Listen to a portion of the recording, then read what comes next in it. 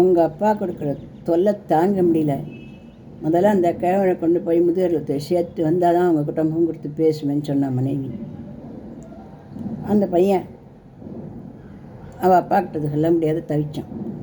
ஏன்னா பிறந்த உடனே அம்மா இல்லாத போயிட்டான் அந்த பையன். அம்மா செத்து போயிட்டான் அந்த பையனுக்கு.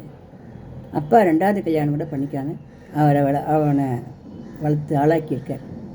தாயும் ஆனவராக இருந்து வளர்த்துருக்கார். இன்றைக்கி அவருக்கு கொஞ்சம் வயசானத்தில் மனநிலை கொஞ்சம் முன்னப்பன் தான் இருக்கார். சாதமெல்லாம் கீழே இறச்சி விடுறார். சாப்பிட்ட உடனே சாப்பிடலன்றார். கொஞ்சம் அவரால் தொல்லைகள் இருக்குது, இல்லாத இல்லை. ஆனால் முழுசும் தொல்லையாக அவர் இல்லை. இப்போவும் அன்பாகவும் ஆதரவாகவும் தான் அவரால் முடிஞ்சிட்டு அவர் பண்ணிட்டுருக்கார். இப்போவும் காய்கறி கடைக்கு போகிறேன், மாட்டு முழுக்கு தோமண்டெலாம் வாங்கிட்டு கொடுக்குறேன், ரேஷனுக்கு போகிறேன், பில் கட்டிட்டு வரேன். இந்த மாதிரிலாம் அவர் வேலையெல்லாம் செஞ்சுட்டுருக்கேன் இந்த வயசுலேயும். இப்படி தாயும் ஆனவராக தந்தையும் ஆனவராக இருக்கிற அவரை கொண்டு போய் முதியோர் இல்லத்தை விடுறதுக்கு அவனுக்கு மனசே வரல. ஏன்னா தனக்காக எவ்வளோ பாடுபட்டது அப்படின்னு நினச்சி பார்க்கும்போது அவன் கண்ணில் ஜலம் வந்தது. ஆனாலும் வேறு வழி இல்லை. அப்பா கிட்ட சொன்னான், அப்பா நீங்கள் எப்போ பார்த்தாலும் இவன் ஒன்று திட்டுறாப்பா, ரொம்ப திட்டுறா, இது எனக்கு ரொம்ப கஷ்டமாக இருக்குது. முதியோர் இல்லத்துக்கு அவனுக்கு வேலைக்கும் சாப்பாடு கொடுத்தா. நான் நல்ல முதியோர் இல்லைம்மா, நல்ல அன்பு ஆசையாக குடும்ப சூழலாக இருக்கக்கூடிய மாதிரியான பாசமான முதியோர்கிட்ட சேர்க்கிறேன். எல்லா முதியோர்லையுமே அன்பாக தான் இருக்கா. இருந்தாலும் உனக்கு எப்படி வேணுமோ அந்த மாதிரி இருக்கா மாதிரி, ஏசி இருக்கா மாதிரி, டிவி இருக்கா மாதிரி, சுற்றுப்புற சூழ்நிலைகள்லாம் நல்லா ஒரு தோட்டம் தெருவெல்லாம் இருக்கா மாதிரி, பஜனை மடம்லாம் இருக்கா மாதிரி, அந்த மாதிரி நல்லதாக பார்த்து நான் சேர்த்து விட்றேன்ப்பா. உன்னை நீ அங்கே நிம்மதியாக இருக்கலாம்ப்பா, நீ இப்படி கஷ்டப்படுறது எனக்கு கஷ்டமாக இருக்குப்பான்னு சொன்னேன். சரிப்பா சொன்னார்ப்பா.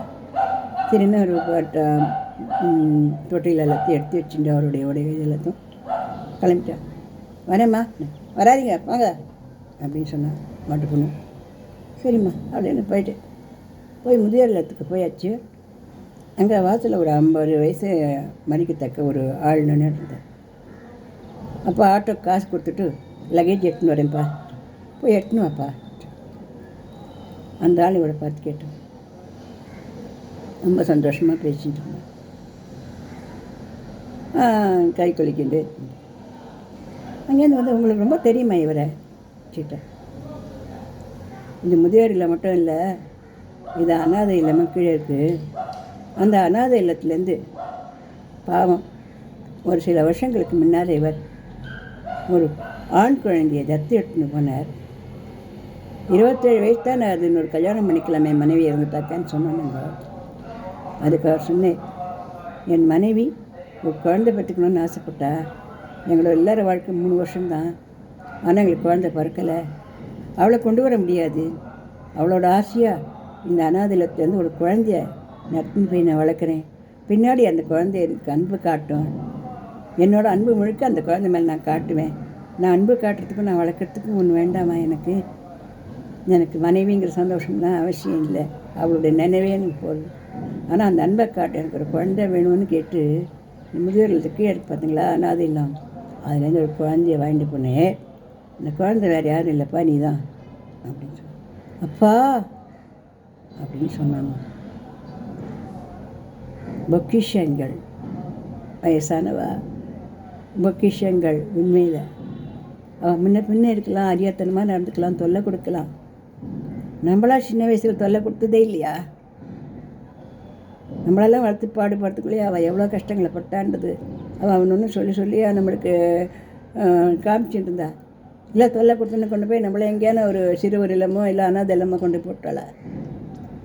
இல்லையோ, மற்றளவையோ ஆளாக்கினாலையோ. நன்றி.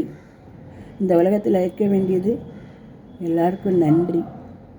பிரபஞ்சத்துக்கு நம்ம நன்றி சொல்லணும், கடவுளுக்கு நம்ம நன்றி சொல்லணும், நம்ம தாய் தகப்பனாருக்கு நம்ம நன்றி சொல்லணும், நம்மளை வச்சு பராமரிக்கிற நம்ம குழந்தைகளுக்கு கூட நம்ம நன்றி சொல்லணும். இந்த நன்றியோடு வாழற அந்த வாழ்க்கையில் ஒரு குறையுமே வராது இல்லையா?